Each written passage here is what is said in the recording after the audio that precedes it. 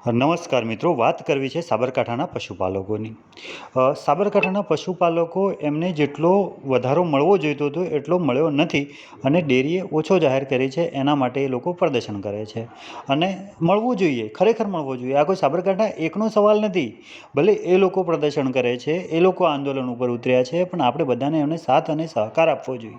ખરેખર તો પોલીસ અને જે પ્રશાસન તંત્ર છે એમને પણ સાથ સહકાર આપવો જોઈએ, કારણ કે આજની સ્થિતિ જોતાં એવું લાગે છે કે પશુપાલકની શું સિચ્યુએશન છે.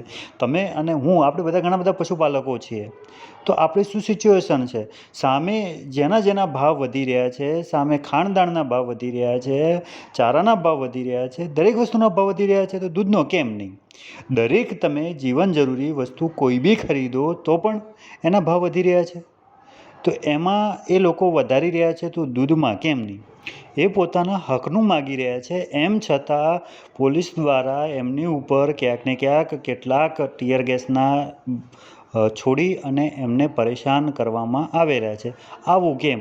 એમાં કેટલાય લોકો, એક લોકોનો ભોગ પણ ગયો છે, જે શહીદ થયા છે. ખરેખર આવું થવું જોઈતું ન હતું.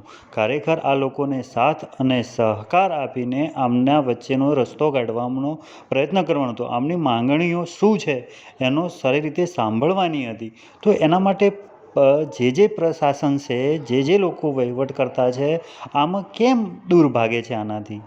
શા માટે? તો મિત્રો, ખાસ કરીને લાઈક કરજો અને શેર કરજો.